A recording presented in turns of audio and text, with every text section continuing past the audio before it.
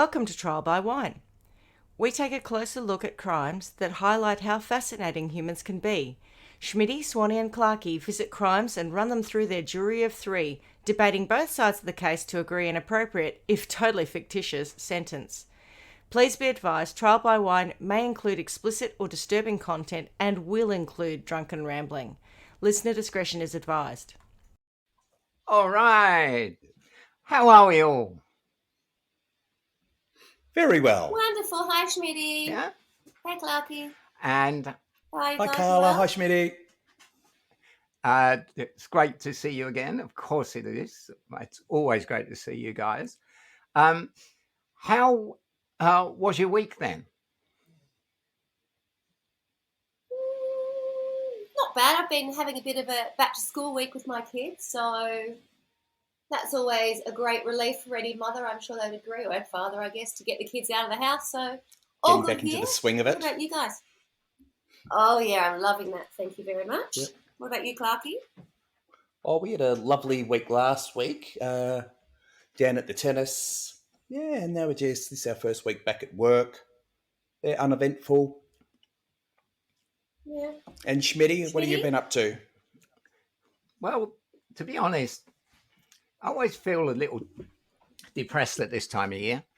The official summer ended in February. I always think March is a kind of bonus summer month for Melbourne, and, that's gone. So I can feel a bit down because the weather's going to recede very quickly here. But Tony and I went to the houseboat this week and had a beautiful weekend. And it made me remember when Tony used to fear trips to the boat, alone with me and no TV. He thought of his trips to the houseboat as kind of a series of enormous nut punches.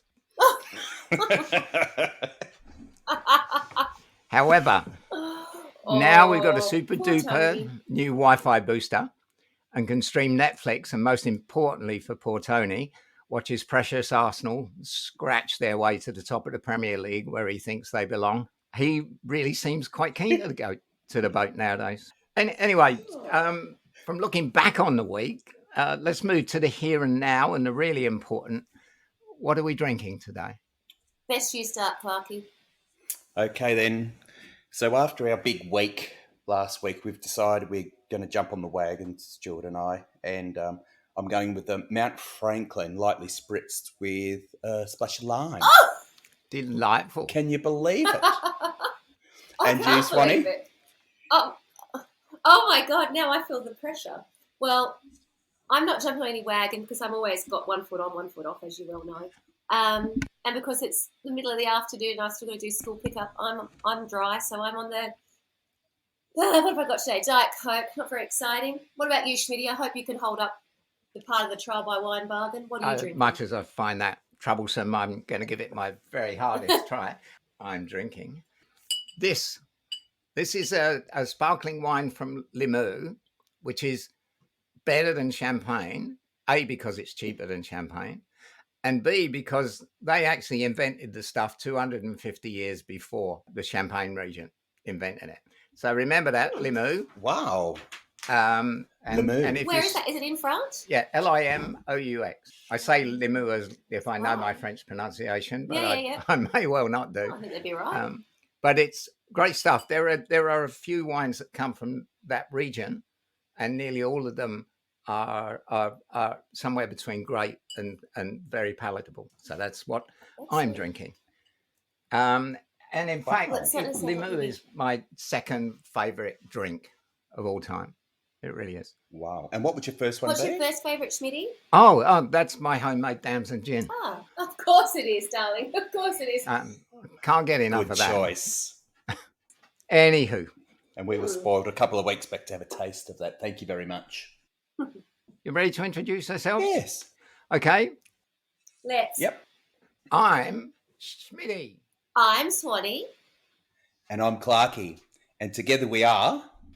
Trial by by wine. Okay, everybody.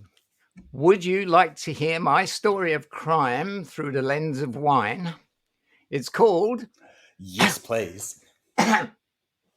Absolutely. What have you got for us, Dal? You right? Oh, sorry about that. I swear to God, I've had this frog in my throat the whole time we were doing the intro there, and it's almost like I sounded like someone else. It's bizarre. Because, I've had a few chest infections, but they've never make me sound like I'm a Cockney before. So that was interesting. All right. Maybe it's one of those things where, people hear in different, they've had like brain injury. Well, you do sound better. Let me try. Oh, that's much better. Wow, I really noticed how your voice changed, Schmidty, when you did it, so I thought I'd give it a crack. And you're not going to believe it. Not only do I sound better, our shitty little sparkling mineral waters have turned into fruit tangles from Bilson, so we're now having vodka. Woo! Woo! We're all back as we should All be. is restored. All is Yes. restored. Oh, it's like we slipped into peasant I world. thought I must have had COVID for a minute there. Peasant world. Okay, with this being a special April Fool's edition of our show, I thought I'd liven things up a bit today with a story about fooling people. No murder or violence, sorry, or for some a nice change. What? Yeah. Is there a crime at least?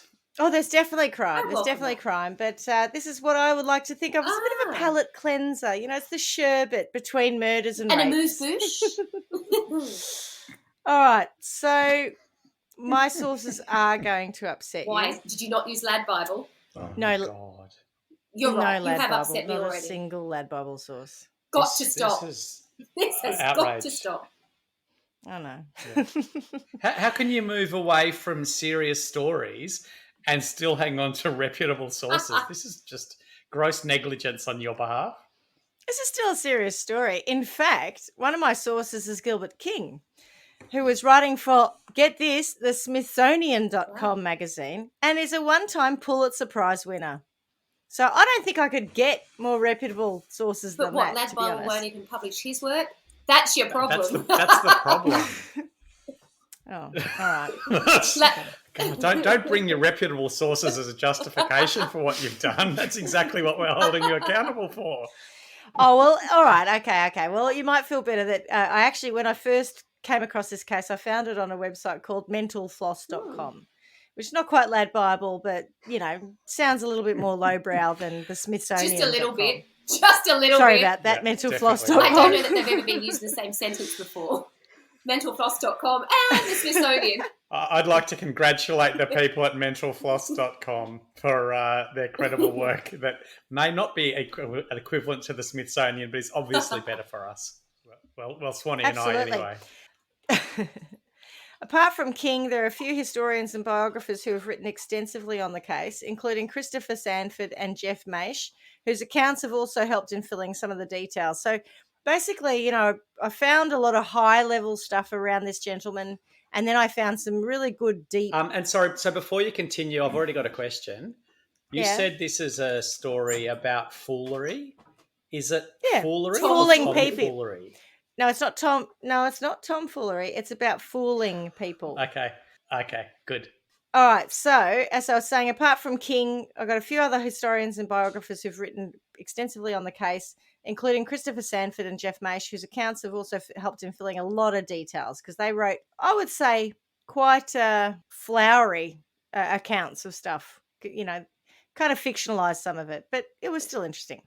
So, Flowery as in the stuff you use to make bread or the stuff you put in a vase? I don't really understand the use of flowery. Creative license. In the sense of literary kind of commentary, it's where they use lots and lots and lots of words to say what you could say in three.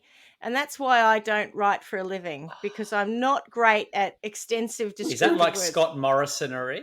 Yeah, you could call it that. Or Boris Johnsonery. Yeah. Gotcha. Yeah. Yeah. So many words and I still don't know what you're saying. Yeah, it still makes no Yes, sense. gotcha. Yeah. So this is exciting because this story takes us back in time, Timey-Winey machine, or Timey-Winey machine, as Paul likes to call it. And we're going back to the Roaring 20s, a time of prohibition, racketeering, jazz, gin, and gangsters. I'm surprised you're not in fancy dress, Schmidty. I know. You I could just have had done a that. thought thinking, Yeah. why did I not Any chance? dress appropriately? And But what are those because we're not haircuts actually called? videoing ourselves, Oh, no, it's Uh, not okay. the flapper That's with true. the Marcel wave, with the That's the the song curl. from Keep Young and Beautiful. That's Yeah, right. remember, Yes, yes. wear a Marcel wave in your hair. Anyway, That's the one. that's So what there's I your was musical thinking of. interlude for the show. Yep. Well, I don't know, it might be a few others. So that is Well, the first one at least. that's where we are. Yeah. So we are in the 1920s. So Victor Lustig is the name that this person is most famously known by. However, some say his real name was Robert V. Miller, and others say that was also one of his aliases.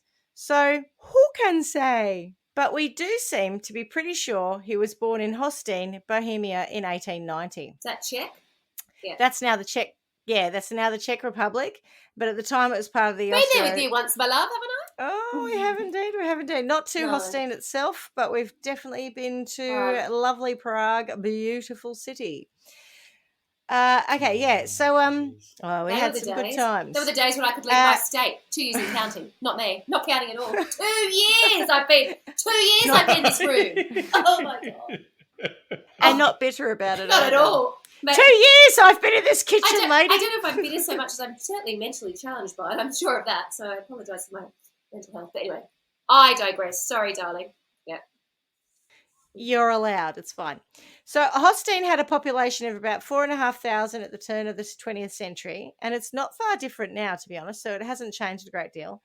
But it was a fairly small place, but it wasn't a village in peasant world. So he told people he'd been born to a well-off family, although some historians tried to find records of him and can't find him in any records that still exist from the time. And as we will soon find out, he was a bit of a truth stretcher. So it's not easy to say for sure who the hell he was, what his early life was like. We only really get a handle on him in his late teens.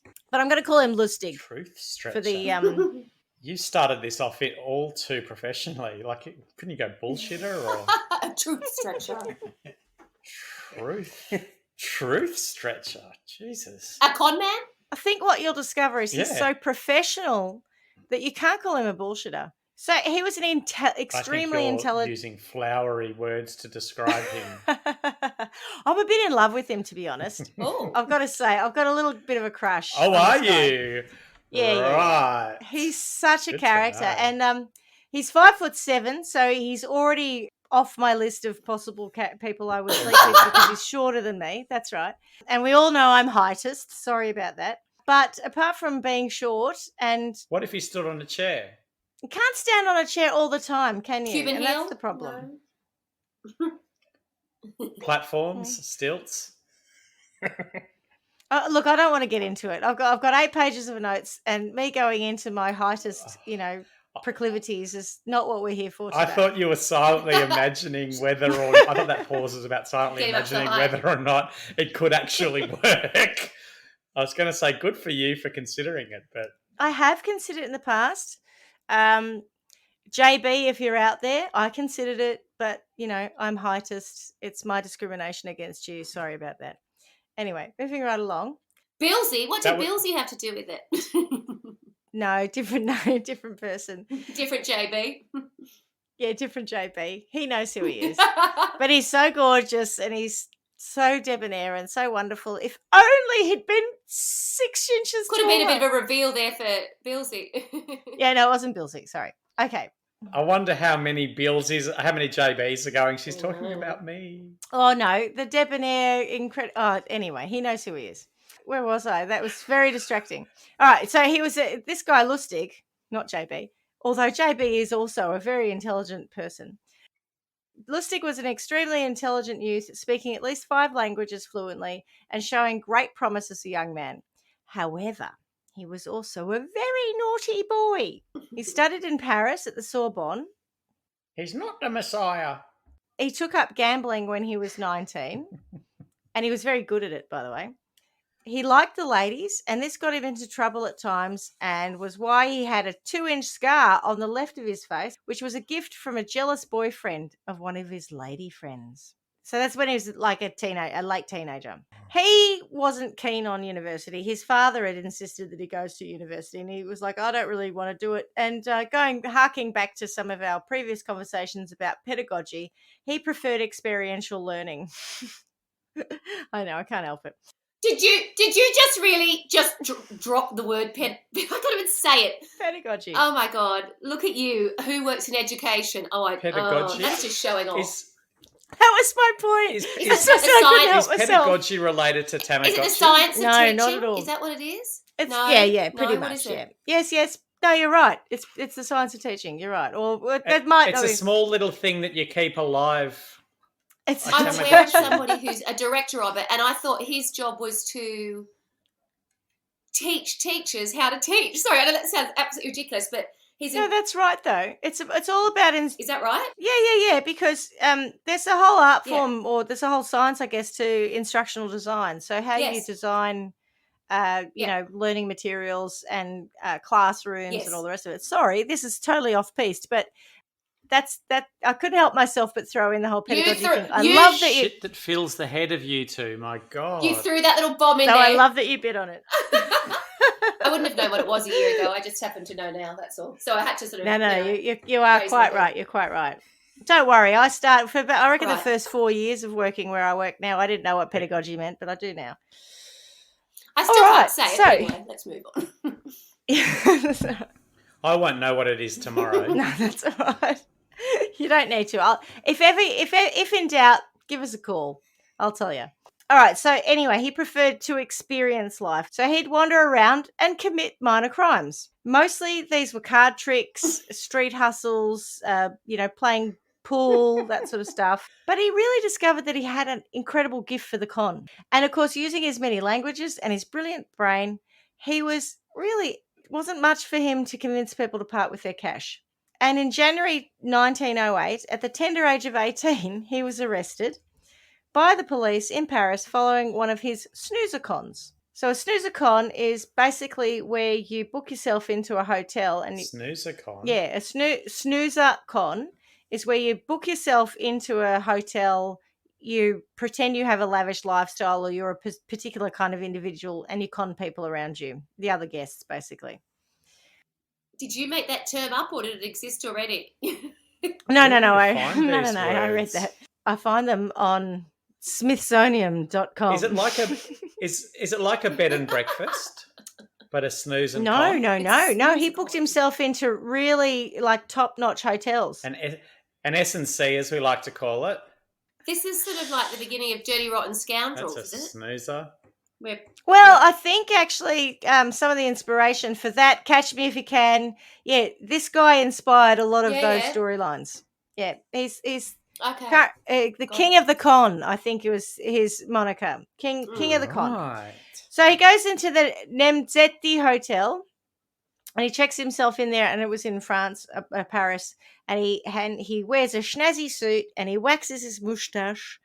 And he poses as a well-bred young insurance company guy, allegedly on a continental tour organised by his associates in London. He very kindly offered to act as a go-between for the wealthy ladies, taking their jewellery and having them professionally appraised.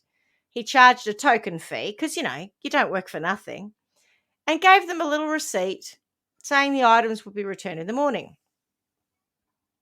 After introducing himself to an unsuspecting patron as, I love this, Earl Mountjoy, he took a Cartier Tutti Frutti necklace and matching earrings and told the owner that he hoped she might find time later in the spring to join him on his yacht as he cruised the French Riviera, and hinting at a possible marriage.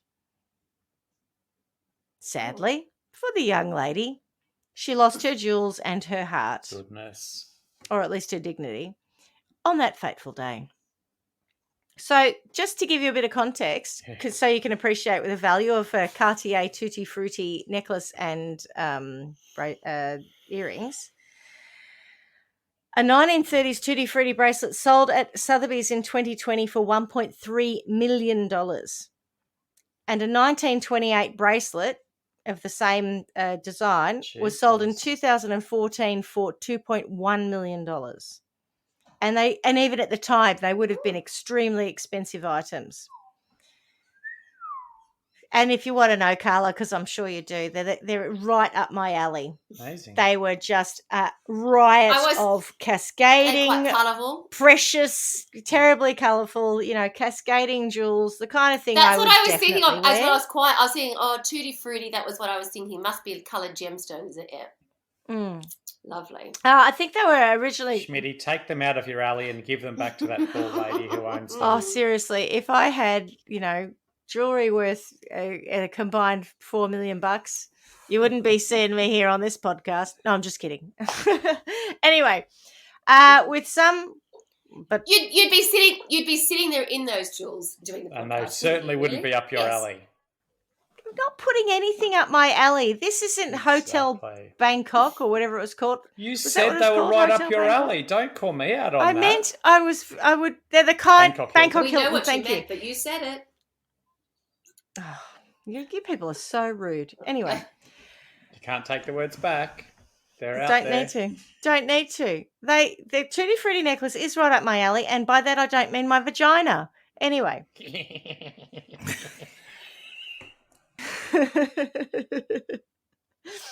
With some money behind him and having to get away from the authorities, he decided to quit Paris for a bit and sail the seas on cruise liners. Now, I've been on a few cruises with Tony, but I have a feeling that our experience on the P&O or celebrity ships weren't quite what Victor and his fellow passengers were experiencing. It was a different time, wasn't it? It was a different class of travel. It's a different time. Anyway. It was a point. It was a travel. We're not it thinking was a form Disney of transport. cruises. It wasn't a cruise. That's right. You're not going out doing Wasn't Titanic? Well, yes, it was a bit more like Titanic, Paul. It was. He wasn't on the water side. He wasn't on the water slides. Thank you. That's right. Or down at the disco. Yeah. That's right. Yeah. Correct. No, they got dressed and you sat formally for dinner, and it was a more formal way of travel. Yeah. And it was a really, really good place to find a mark. A mark. Yeah. A mark, a victim, someone to take the money off. So I think right. God, you use words that I just don't get. Introductions. So I think the important point though is these cost about, $2,000 US in today's money. So he was investing money to be on these boats to meet people who he could then rob, because his return on investment was going to be pretty good. It's massive. Yeah. He was able to blend into society on the cruises, posing as a wealthy traveller and stinging unsuspecting, and this is again for you, Paul, marks along the way.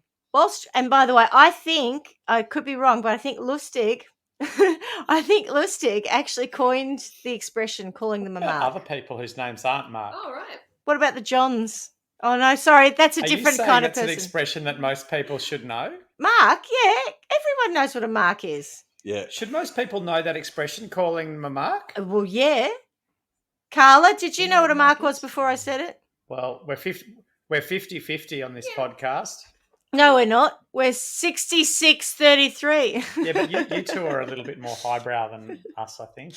Yes. How? Stuart doesn't know what one is either. Carla and I. I'm going that's 50-50. Yeah, but you represent 1/3. You two represent 1/3 of the podcast. No, we're not half people. You heightist, elitist. Whilst travelling Europe, here are a couple of his crimes. In February... Mark. No, crimes against marks. Okay. In February 1909, in Vienna, posed as a hotel carpenter and installed a fake wall in a room that allowed him access to a guest's valuables from the other side. That's quite an effort. What? Hang on, can we explore that a little bit more? He posed as a hotel carpenter and installed a wall. A false wall. So that he could access so patrons' that he could valuables, get to their jewels. Mm-hmm. The guy has got balls, and I still don't get it. But was it did the wall have a false door or something in it?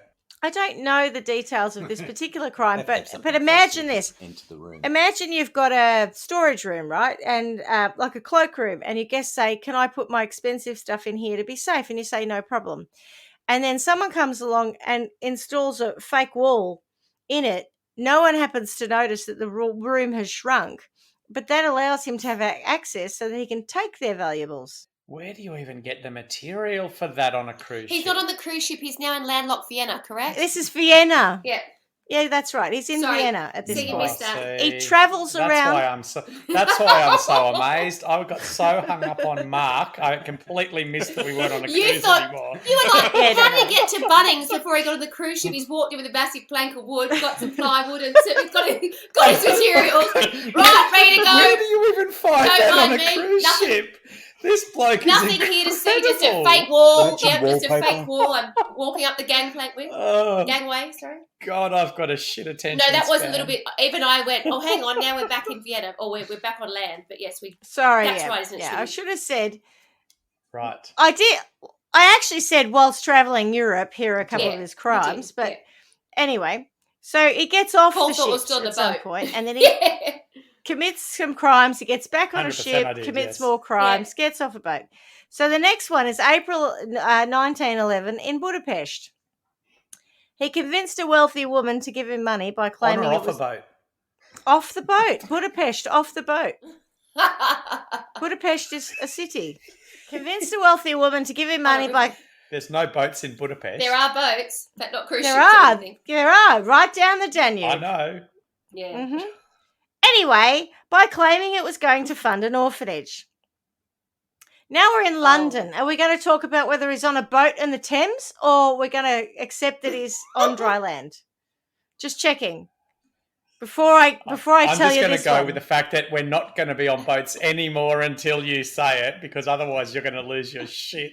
And whilst I'll think that's funny, it might not be for you. So let's just pretend that it's all on land now.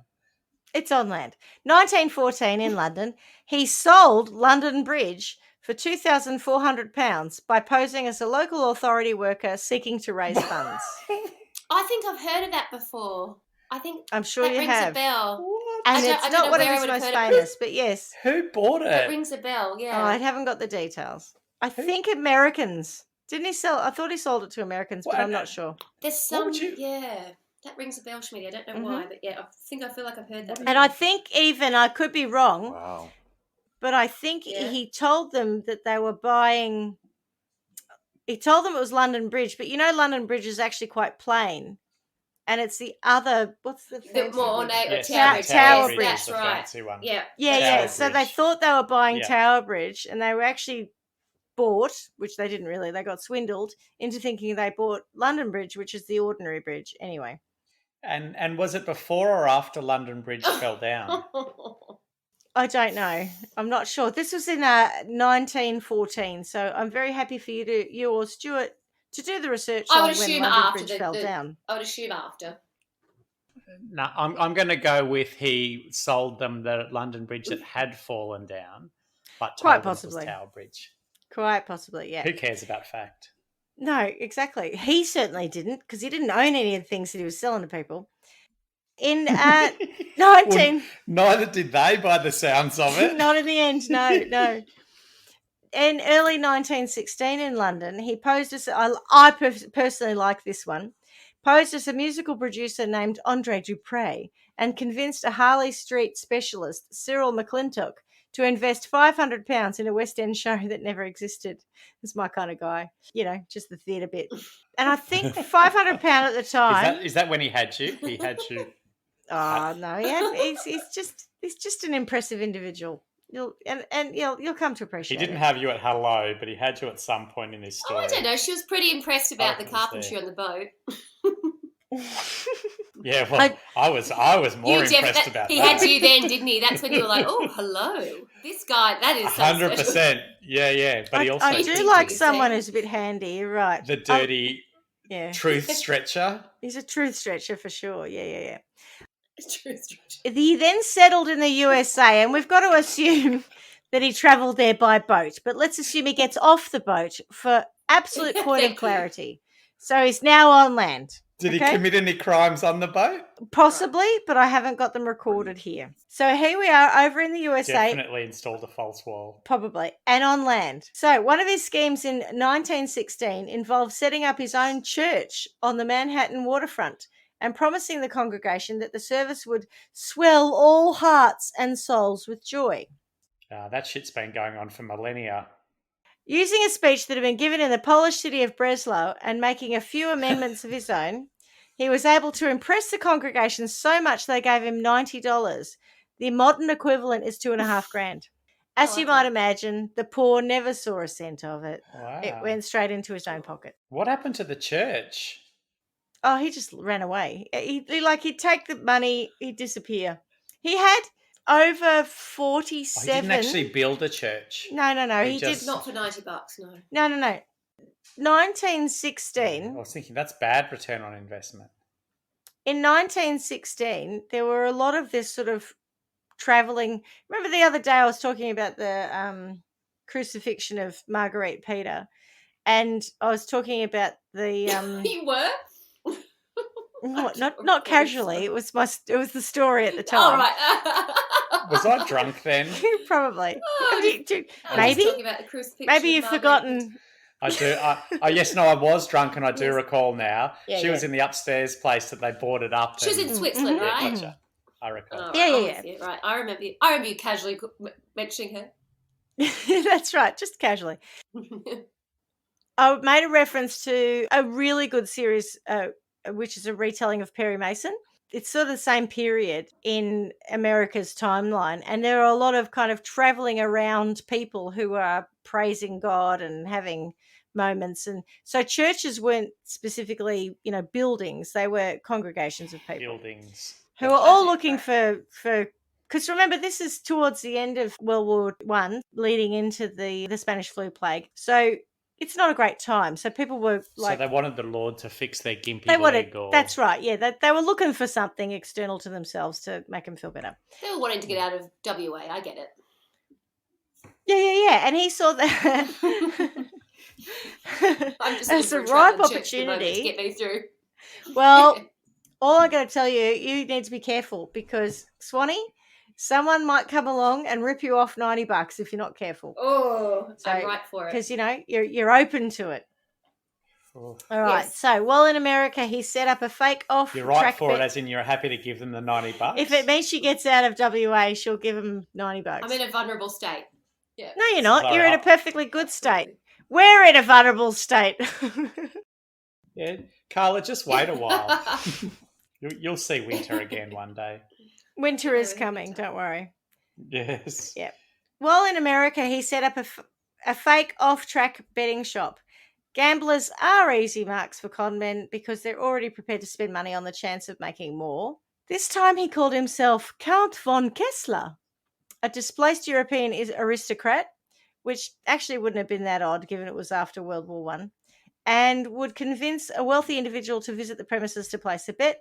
He was so committed to his craft that he would fill the room with actors playing employees and furnish it as if it was an actual betting shop. And it's a theme in many of his cons that he was prepared to spend that decent outlay, like I was saying before, about even just booking the travel, which actually cost him quite a lot of money because he knew that he was going to get a good return on investment from whoever he was stealing from. And, in this day and age, I might call that entrepreneurial, if it weren't a little bit criminal, quite criminal anyway.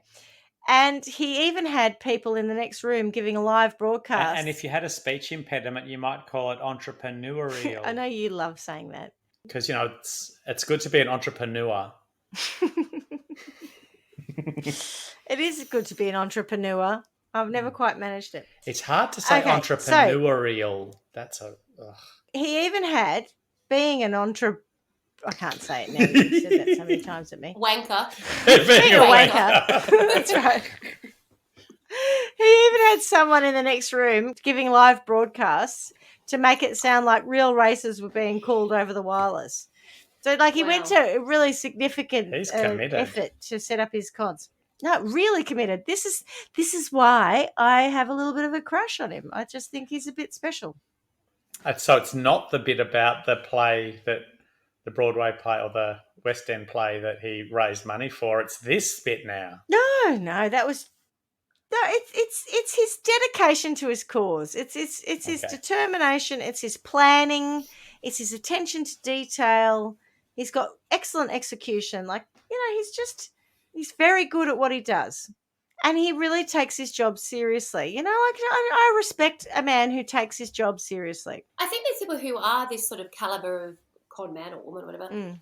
When it is quite remarkable the attention to detail required to be able to pull something off. So if you do watch Catch Me If You Can, but this has just reminded me, have you ever seen the movie with Ben Affleck called Argo? Yes. Yes. No. Now, I had only, maybe in the last 6 months, I saw a documentary which was about the film. So it was the real scenario in Tehran when I think they were American, consulate or members they had to hide in the Canadian embassy, I think. And to get them out, Ben Affleck's character came in and it sort of staged his thing. And they used sort of the cover of a movie production company. And again, it was all the detail they had to go into to pretend that all the other actors and other people around him set him up to be able to, sort of complete the con, as it were. And it's a similar thing, you can't do it independently. If you're staging it, that's where the genius sort of comes into it. It's not just you on your own. It does, but I think it also increases the risk because, you're right. You're Yeah. booking all these people to play roles or do various things. Yeah. And that for me is what's so interesting about it. It's not like a card trick that you do on your own in Conscarpa. No. You're leaving a trail, and yet this man managed to avoid, I think it was something like 40 different times he was arrested, and he either escaped prison or just talked his way out of them. It was really very, very extraordinary in that respect. In February 1918, he swindled gambler and boxing promoter George Tex Rickard out of $500, which was thousands in today's money, in a poker game after bribing the dealer and rehearsing his poker face. Ma, poker face, ma, poker face. Mama. Gaga. She's got a little whiffy. Oh. He did this in his hotel room for hours and hours in advance. So he What did he do in his hotel room for hours and hours? He practiced his poker poker face, face. his poker face. Mama. Yeah. Everything wasn't all business, though, for this guy. On a personal note, in 1919, he married a nice young lady named Roberta Norrit. And like all good husbands of the time, was aware he needed to support his wife and bring home the bacon. However, even though he had a wife and would soon have a daughter to support, he still had an eye for the ladies and is alleged to have had several affairs and be linked to loads of famous and infamous women of the time. So on that front, I'm not in love with him. I think dirty rat. But on the whole conning stuff, I think he's quite impressive. So whilst business was good, in the early 20s, he came up with a scheme that, when you think about it, really stretched the imagination. He devised a literal money-making machine, which he claimed would print money. So he'd book into a swanky hotel, outlay good money to run his scam, and would identify for you, Clarky, mark. He'd then have dinner with them, A Deutschmark. ply them with booze. Yeah, they could be German, possibly. Yes.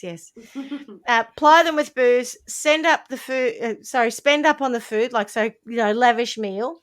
And when they were nice and soft and pliable in terms of suggestion, he would invite them up to a private room or into a private room to have a look at his amazing machine, and no, that is not a euphemism.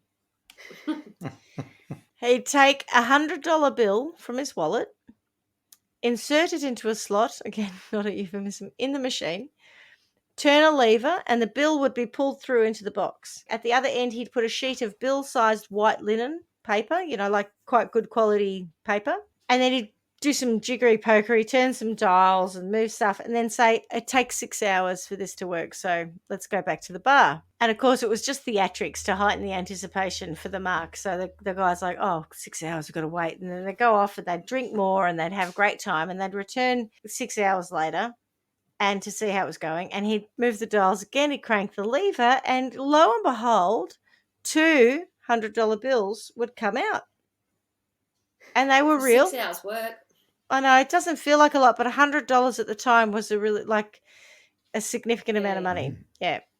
Like, we don't have $1,000 bills, but $100 bought you a lot in 19 whatever. Yeah. Anyway, and they were real bills. Of course, he planted them at the start and all the rest of it. Yeah. So these idiots who saw this thought, oh, wow, this is amazing. I want to get me some of this. They would pay up to, get this. This is the bit that kills me. So please remember this when we're doing sentencing. $30,000, which is the equivalent of $800,000 for one of these machines. They weren't short for money. They would buy the machines. Oh, God. I thought you were going to say they'd give him $1,000 and say double it for me. No, they'd buy the machine thinking this is grouse. I can print my own money. If you can afford to spend $800,000 on a money printer at the time, like they were megged. They didn't need to be doing this. That's impressive. Again, just it is, yeah. So that's fine, no worries. He would go and knock one of these machines because they were just a box with some dials and a lever. Like they were just bullshit. Just a printer, wasn't it? Down. Pretty much, yeah. It wasn't even a printer. It didn't even print. It was just a box with 2 slots, some dials and a lever that just moved one thing to one place to another. So he would make one of those and then he'd give it to the person. And the fact that he built in that whole 6-hour period was absolute genius because he'd give them the box and they'd be like, rush off, and they'd start it. And they had to wait 6 hours, which gave him tons of time to get piss away. off. Yep. Ah, very clever. He's clever. Yeah. I tell you, this is where the crush comes in, not the adultery. No. But on the smartness, very good. So, and of course, he never got reported for this. Because people are so greedy. And so embarrassed Feelings that like they got such conned idiots. to this level. Yeah. That's right, yeah. Well, and illegal because you're obviously not allowed to. Yeah, you're not allowed to counterfeit money. Yeah. So that was perfect in that respect. Mm-hmm. He found someone who was, sleazy enough to want to be able to fall for it and think, I've got a lot of money, but hell, I want even more. So you get the perfect absolutely right. mark. And to be honest, on that one. In a lot of ways, his greatest skill was identifying the mark. Yeah. Finding the right person to hit with these. Who's got enough but greedy enough to, He just clearly could read people so well. So here are some more of his capers and his capers and his catalogue crazy of cons. antics. Capers. Crazy catalogue of cons, as I like to call it. And these are short versions, and we're all on land still. Got it. Yep. In August 1922, in Cape May, New Jersey, using the alias Count Cockham. Oh, come on. Come on. Jeez. It's probably not pronounced How like could that. you take That's how him I'm seriously? pronouncing it. Wouldn't you be like the Earl of Cockham? He just looks like a Count of Cockham. He set up a stand and pretended to communicate with the dead, which, by the way, is a pretty standard con. In fact, Carla, how much of the stuff we were told when we went to similar Count Lustigs back in the day came true? I was just thinking about that the other day, how almost nothing any psychic has ever told me has actually come to pass. No, seriously? I was thinking about it. Shut up. I was thinking about it in the context of this story, and I was like, oh, that's quite funny, actually. I need to go back and have a look at my notes, but they're so generic because I That's do the have point. I've got the little cassette tape from when we went to that place in Bath. But I do think that was probably the last time I went to a psycho. Maybe one episode we should just play that tape and take the piss out of all the things they're saying. That would be funny. Actually, I'm going to put a little note down to see if I can find a way of listening to that because it would be very interesting. I reckon if you could find a cassette player, that would do it. Or a Walkman. Yeah, that'll be hard. Oh, actually, I do know where a cassette player is because one of my children has one, an old one. I'm going to put that down. I think the point is, and I'm not saying everyone who says that they're a psychic and communes with the dead and all the rest of it are consciously lying and conning people. I am. But I would say that people who go to them are open to suggestion and looking for information or answers or a response or whatever, which makes you much more likely to be a mark, is all I'm saying. Right. Okay. So then in 1922 in Springfield. Oh, no. Of course. Here we find ourselves again. Of course. Which one? All Missouri. roads lead to Springfield. Springfield, Missouri, not Illinois. Missouri. Not Oregon. Not Oregon. Not Oregon. No, not Oregon or Illinois. I don't think we've been to Springfield, Missouri. I think there's a new one for I us. think so There you go, too. Near Springfield. He stole $10,000, which at the time in today's money, it was over $1 million, from a bank after posing as a wealthy businessman looking for a site for his next chemical plant. In June 1924, in Salina, Kansas, he pulled a similar scam, this time posing as Baron von Lustig, seeking a property. He ended up taking 1,000 banks from a community bank, which was about 150. Sorry, did I say 1,000 banks? Yep. 1,000 bucks. You know how I started on Limu, allegedly? Well, actually, I'm drinking Shiraz, and it's beautiful, and it's going down a treat. Nice. However, Hence the 1,000 banks. he ended up taking 1,000 bucks from the community bank, which in today's money is about 150,000 bucks. But it's a community bank, so I'm you not know. okay with it being a community Yeah, bank. yeah. Naughty man. Yeah. Why So- would it be different to any other bank? Well, because it's Well, owned by 'cause the it's the community, so people's he's money. yeah, you know, if it was like the ANZ bank, Yeah, or, but still, if it's my money and if it was my money and it was in a community bank, or my money and it was in a bank, it's still my money. yeah, but I'm like still getting ripped off. the- So don't feel too bad for the them. big four in Australia equally rob bad. people all the time, and so you know, if someone robs someone back, so be it. That's less of I a take your crime point. than if it's a community bank, I guess, is what I'm saying. Good chat. Good chat. Anyway, he's still. It's like Robin Hood. If you rob from the rich and give to the poor, that's okay. But if you rob from the poor who all happen to go to the same bank and therefore they don't get it back, that's not okay. Well, it's an interesting point you make because eventually he basically says the same thing, which I never stole from anyone who couldn't afford it, who wasn't wealthy and wasn't greedy. Well, I'm calling Yeah, out crap he makes now the. with the community bank. All right. He's a truth Well, stretcher. Dirty put that truth in- stretcher. Can I just He's a ask truth you? He's a stretcher. absolute truth stretcher. Can the two of you please get your notebooks out and make Yes. notes about things that you want to refer to in the sentencing later? And Okay. that could be one of them. He's an ideas man. He's an ideas man, isn't Dirty he? truth stretcher. And in 1925, he took his family. I don't think I just looked up true stretcher. It's not a thing. You've made that I up. called that out. Uh, I also called Truth out stretcher. probably. I'm a pedagogy, truth which is stretcher. actually a real word. Mark, that's Pedagogy is definitely a real word. pedagogy, Yeah. Truth stretcher. Yeah, Truth stretcher. it's a thing now. I made it up. It's a thing. Yes, I know. I know. If Yes. enough people say It's it, yours. Carla It's just- no, yours. if enough You people can say own it, that. it becomes a thing. It goes in the dictionary. It's like all these other stupid words. I'm like, not sure it's going to make it to next year's list, but I take your point. It's not as yes. good as magic pussy. It's like agreeance. No, and I don't. I think things like what social distancing and things like that went into the dictionary this year. I don't know that truth stretcher is going to become the word for 2022. Ye of little faith. I'm going to We do will see. a We campaign. Truth stretcher. The Truth new stretcher. thing for Pantone liar. color. The Pantone color for 2020. Can- Liar Word slash of the, bullshitter. Truth Can- stretcher. Yeah. Can we get Truth stretcher. Are we Like a soothsayer. in agreement with that? That's what it sounds like. Every It does. time you say it, it's like Soothsayer. and you keep saying truth stretcher like it's some ye olde word. It's like you have made that up. You have made truth stretcher soothsayer up. That's what, every time you say it, it sounds like you. It's like she's thinking of something else. Like it is soothsayer. Oh, no, you're absolutely right. I probably have made that, but I still like it. I I'm love going it. with Yeah. I like it. I like it. I'm I going like with it. it. Excellent I'm going with call it. out Truth though. stretcher. All right. We've gone through, like, the money-making machine was a pretty major con of his. Yeah. But he had plenty of good ideas. And in 1925, he took his family back to Paris. So he had a daughter and a wife by this time. And he instigated his most famous con. And if you were a con man in Paris in 1925, what would be your swindle? Condoleezza Is another one Rice. for you, Clarky? Is it Condoleezza Rice, his most famous con? That was another Little Britain joke, wasn't Yeah. it? I was going to say Little Britain or Catherine Tate's. one or the Morning, other. Neville. Double cheese. Oh, it might have been Catherine Catherine Tate. Tate, yeah. Yeah. So good. There you go.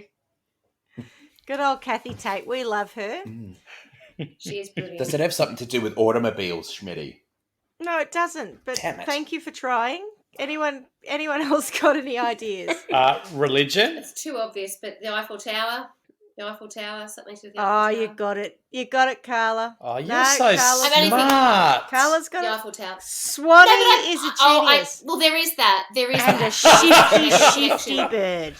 She's not a truth I was stretcher. making the London Bridge. Ah, I'm not sold the I'm not a truth Eiffel stretcher. Tower. Or a Really? soothsayer. a spoof stretcher. It's the only thing that I could think of. It was obviously Parisian. No, you're absolutely was right. actually So there. setting up in the Hotel de Crillon, Wow. Lustig went to work creating brochures, setting up business meetings in Bordeaux, infiltrating a government department, and created a fake office in the basement of the hotel by bribing the staff. And it sort of reminds me of companies with fake websites, Facebook pages, and that who scam people now. So, Yeah. one would argue his legacy lives on. So he partnered with a colleague and conman known as Dapper Dan. Oh, Like- no. Oh no, he's travelled forward in time. Dapper Dan. Dan Who Andrews. he'd met in the US and also travelled. No, don't pick on Uncle Dan. I wasn't. like Uncle Dan. Dapper's not a. I think there's like a Gucci DJ called Dapper Dan. Yeah, Dapper's not a offensive word. No, but this Dapper Dan's a shifty con man, and Well, let's you hadn't not said align that him bit. I was with just our saying premier. the Dapper bit. He is right. Dapper Dan is like a Gucci like influencer. Or something. There's this black guy who Influencer. it's in hip hop and rap. I was like, Well, he's a designer, but I've heard of Dapper Dan. I wonder if that's where he got his name. well, I hate from. to tell him he Yeah. ain't the first Dapper Dan. No, well, I'm thinking maybe he's heard of Anyway, this guy. be the That's last. Maybe. So he met him in the USA, and he travelled with him again on a cruise line with his family. But the family were pretty much unaware, like the wife and kids, Were unaware that he installed a false wall. unaware that he was Daddy a is a complete truth con man. stretcher. Yeah. That he was a, Daddy is a that truth he was a stretcher. truth stretcher. They didn't know he was a truth stretcher. That's right. It's a mystic art. So he posed as. Daddy is a truth stretcher. So this guy was posing as a business associate. So after meticulously whittling down 11 targets to one mark, they executed the sting. I'm using all this language for you. It's very good. So good. It's so good. Posing as a put-upon and slightly corrupt government official, Lustig prepared a contract for sale for Andre Poisson, a.k.a. Andrew Fish. I was going to say, Poisson Yep. Fish, yes. Mr. Fish, a Parisian scrap dealer for the Tour Eiffel. Yep, as you said, Carla, he sold the guy the Eiffel Tower. As you no doubt know, the Tour Eiffel was erected as a temporary structure for the Exposition Universelle de 1889, because I don't know how to say that in French, or even with a fake French accent.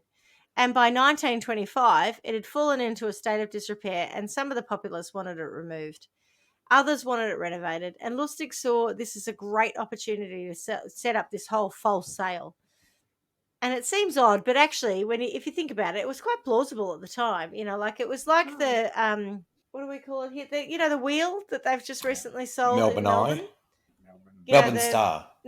Is it Melbourne Star? Yeah. So I never even heard of that. it was like the London Eye, but let's Yeah. argue it was placed in the wrong place and it had problems from the start. Anyway, you could imagine some people said that's shit, other people said that's amazing, and this person comes in and says, "Oh well, it's my job to sell it," and whatever. They set out the terms and conditions for sale, and on the 13th of May, 1925, in the fake conference room of the Hotel de Crillon, they sold the erection to Fish for a certified check for 1,200,000 francs, which was $8 million in today's money. That's a lot for an erection. Yeah, It it's is. the most expensive erection I've ever heard of. Yeah. To quote one of the people I spoke about earlier, and I can't remember which one wrote this.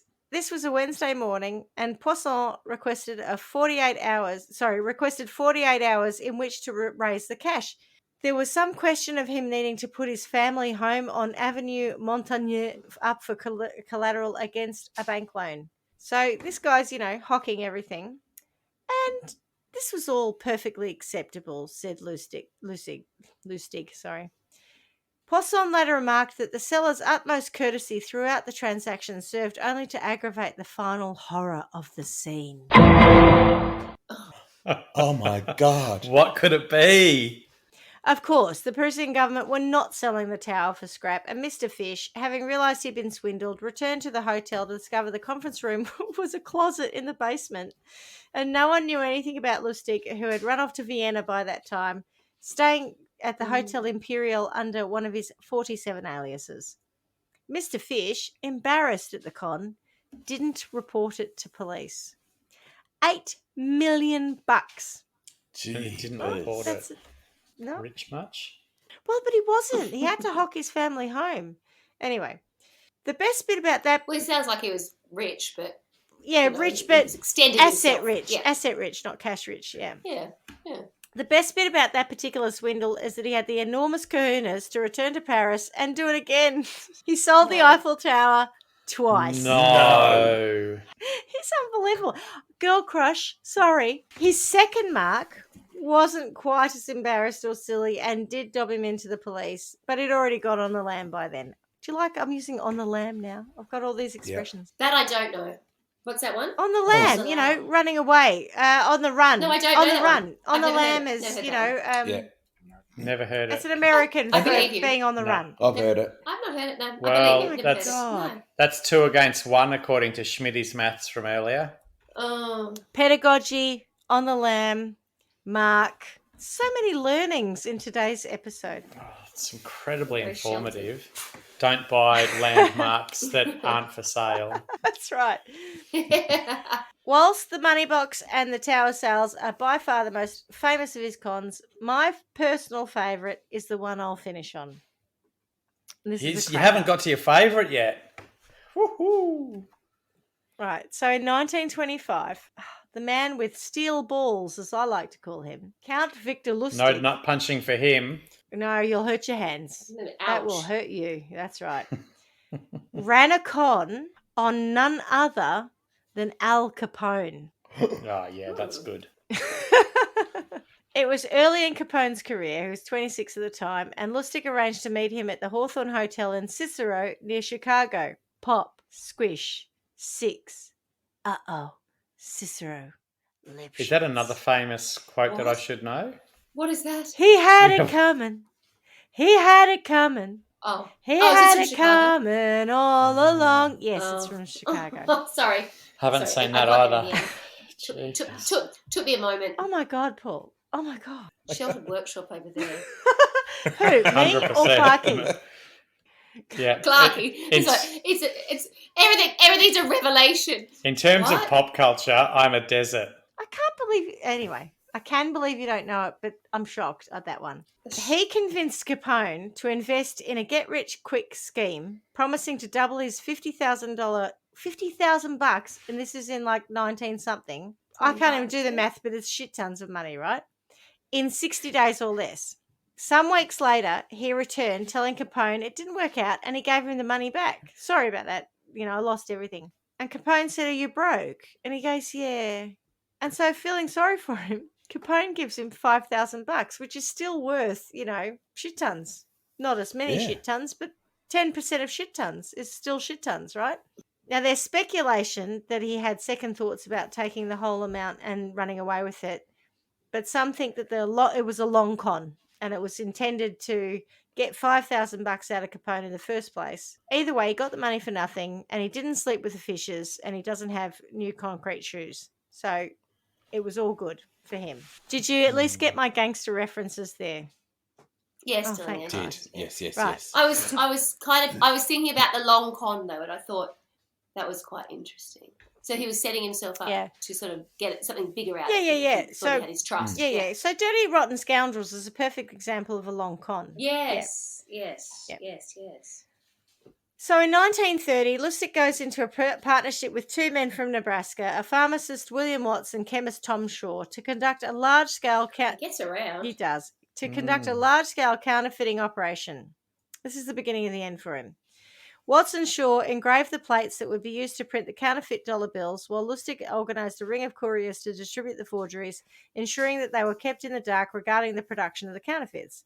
The operation managed to inject thousands of dollars of counterfeit money, nicknamed Lustig money, to the US economy each month for the next 5 years, though the increasing amount entering circulation eventually drew the attention of federal agents as it was threatening to break the economy.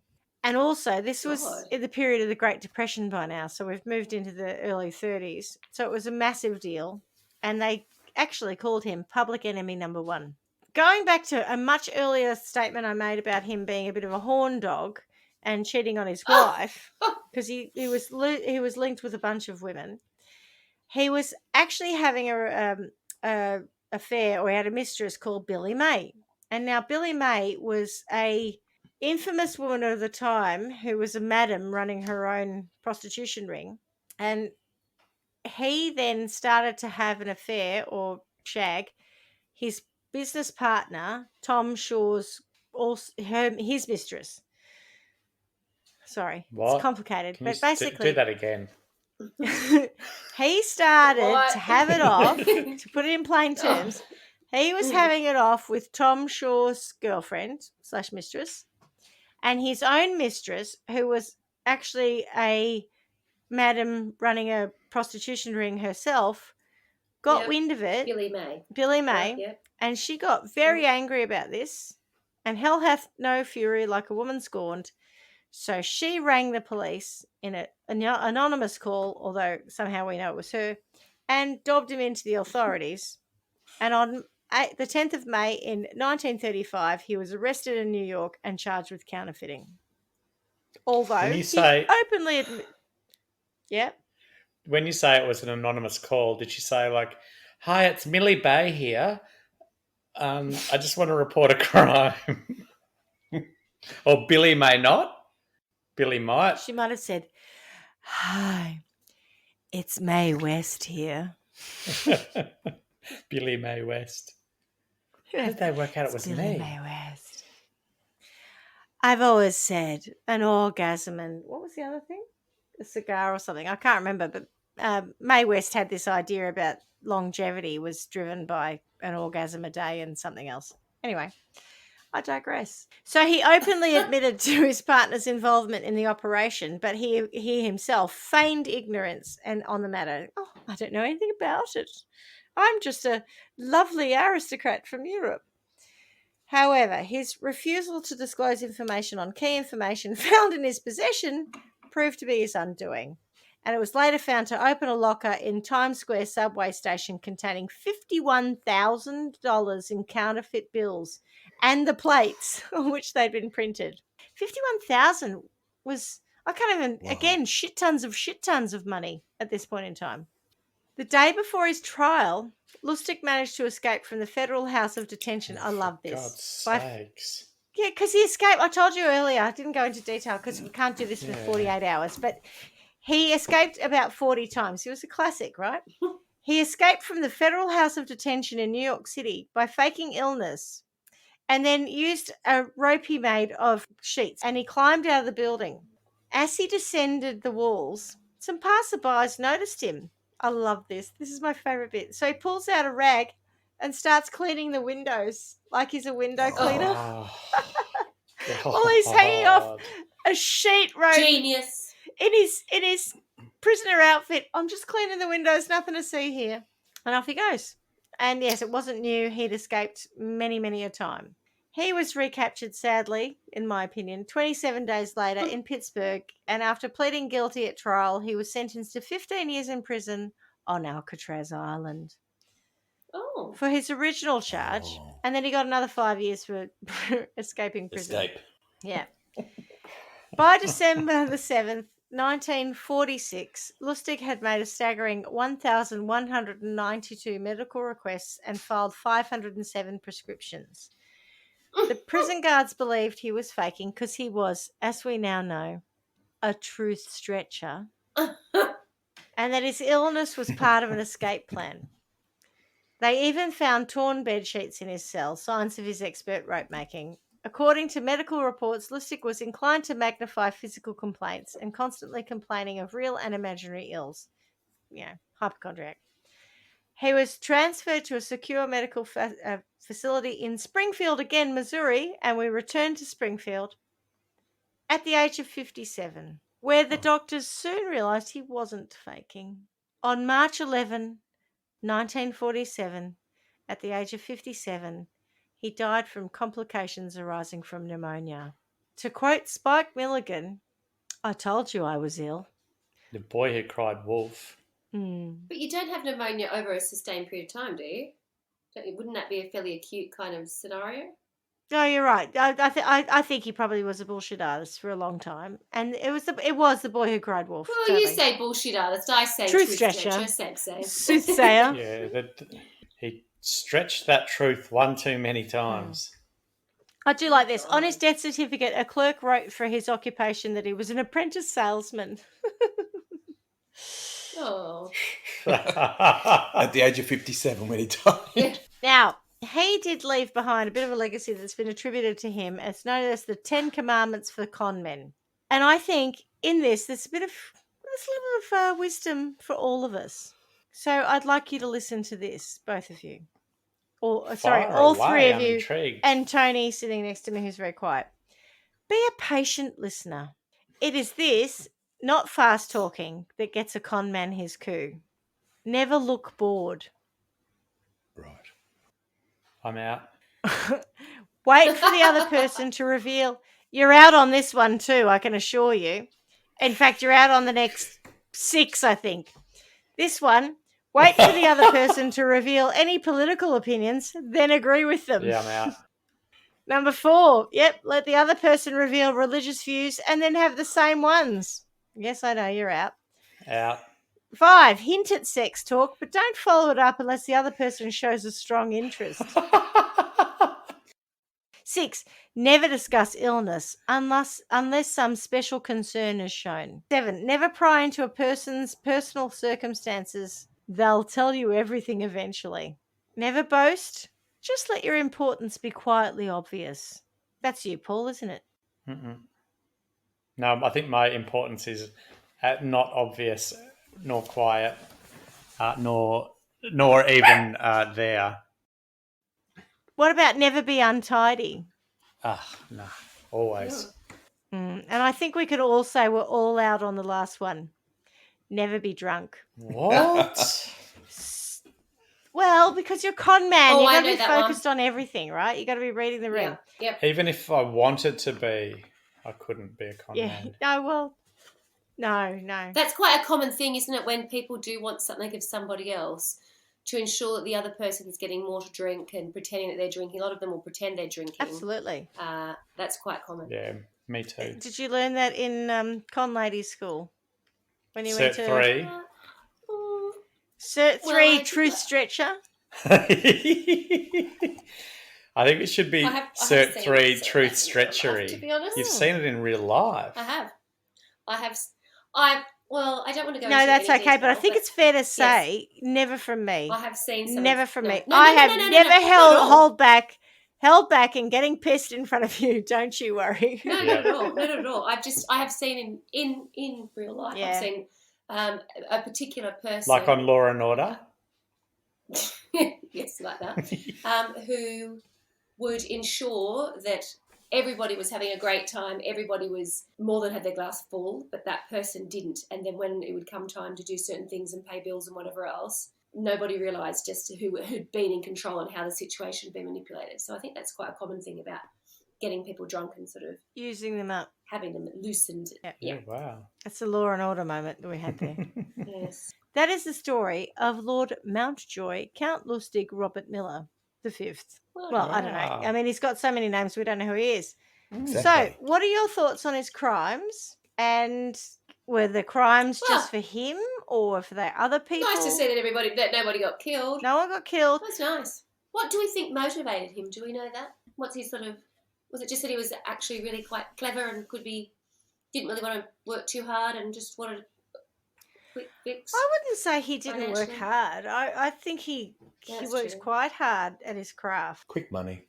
I honestly think that there would have been something about, well, who knows, right? But at the end of the day, in prison records, he said himself that he came from a very poor background. But earlier, But he didn't. well, it's a bit confusing because when he goes to the Sorbonne in France, His father says you need to go to Sorbonne. So there was no evidence that he was on a scholarship. I did try. That's not Struggle Town exactly. Is it? And I was trying to look up whether or not, well, I don't know. France, sorry, in 1908, would that have been free education? So was that, he might have had to be very bright, but it doesn't mean it was a paid education. But I mean, I think it's one of those things where, you know, the families that did go to university versus those that didn't even entertain it. You know what I mean? That's true, truly, you know, when you are poor, when you know, you might be brilliant, but it's not even on your radar. Yeah, if it was on their radar, it suggests that they were at least... Yeah, every source I read said that the father pushed him to go to the university. Yeah.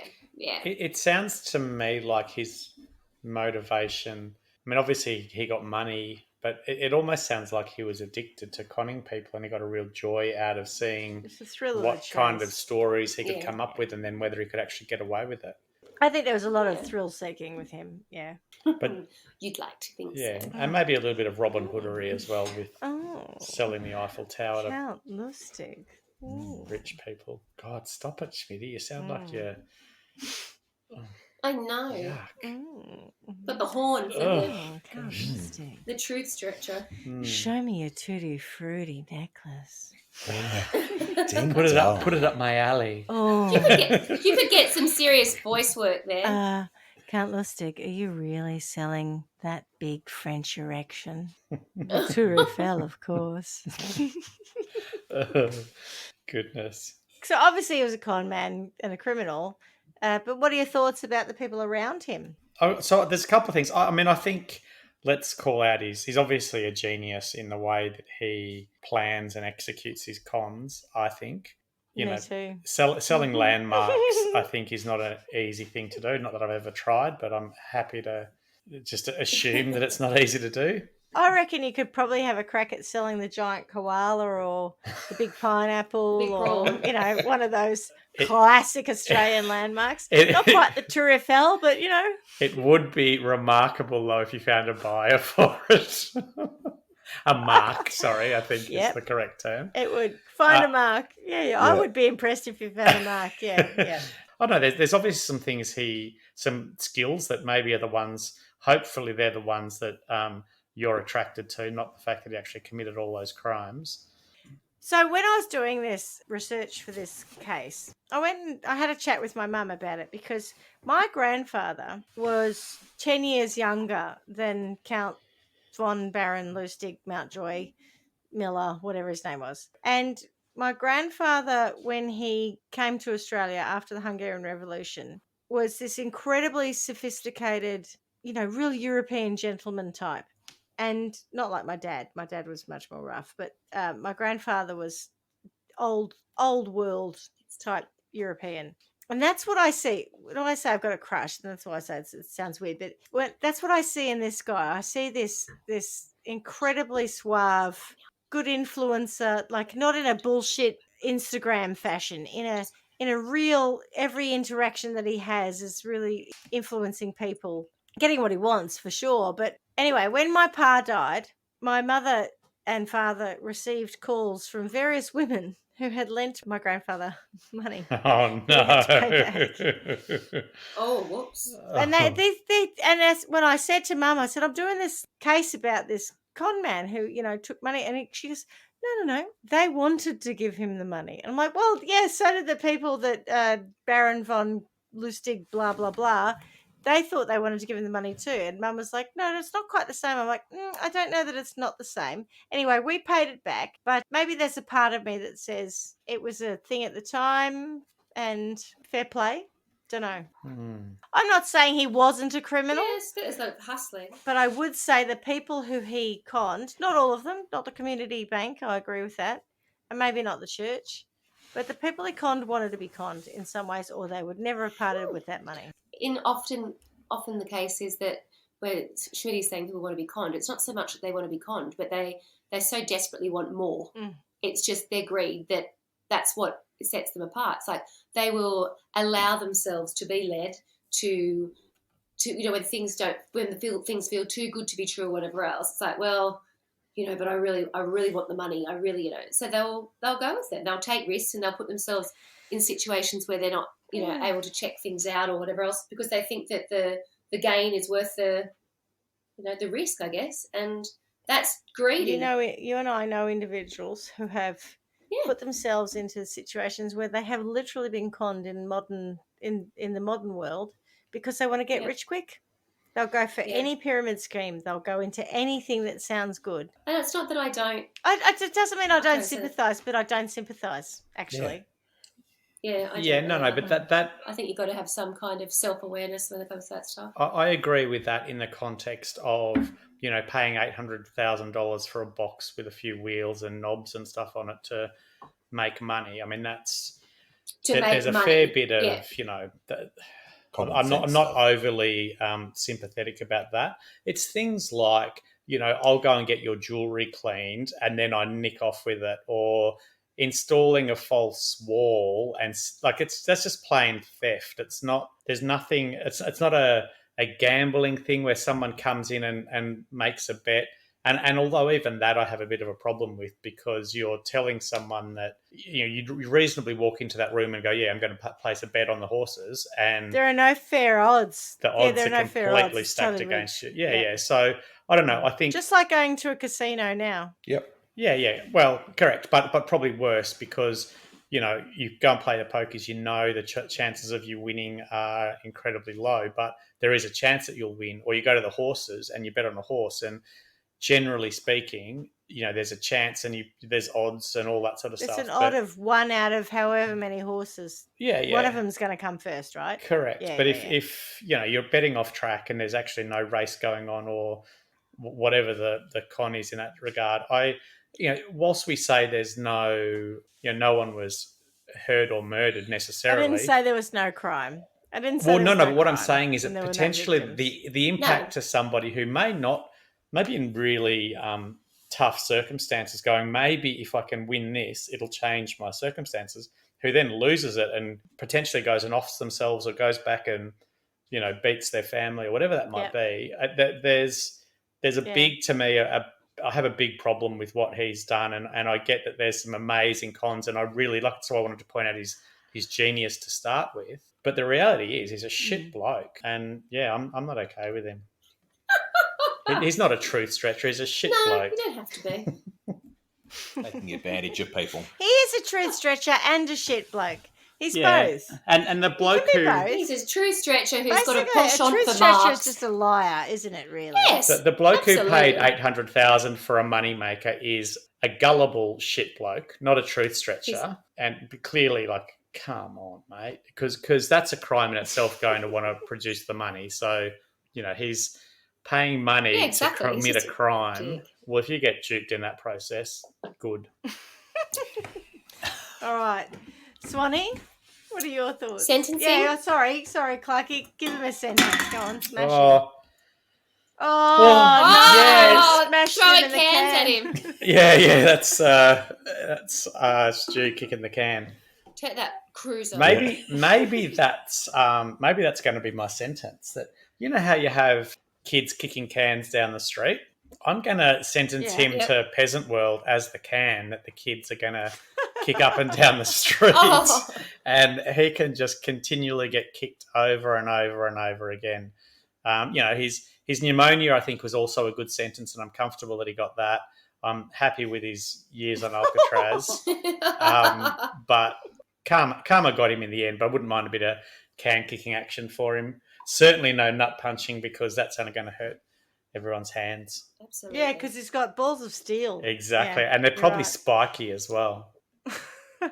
Who knows? We'd have to ask his wife. Or Billy May.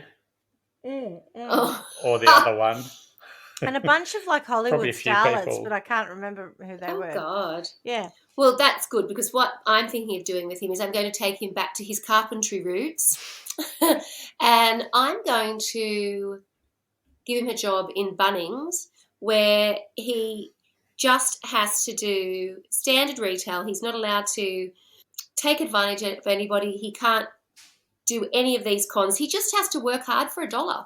And he has to have an honest day's work, but the honest day work is for, for attorney until he dies. And can he doesn't touch money in that process, does he? No, nothing. He's just working hard. He's customer service. He's got those skills, but Stacking he can't shelves. influence anybody. He can't manipulate. He's just got to be an honest, hard worker. So he can stand at the saw in Bunnings and Correct. tell Tony and I that he can't Had to faux cut walls. more than 3 cuts because the saw will get too hot. Yeah. I Anyway. take it that's Are you something that's serious? actually really happened to you guys. Yeah, I think that's saw. obviously something that's obviously happened to you. Mhm. But yeah, I think That he sounds like a little bit of truth stretching right there. Bunnings Yes. Footscray. Oh no, I just think he needs to Bunny's foot's great. tone it down and stop trying to pretend that he's somebody he's not, and just an honest day's work, but many And have days. some respect for other people, Yeah. dirty man. Well, I'm sure you'll get that with dealing with the general public at Bunnings. Yes. That's true. All right. Cool. So Excellent. all right.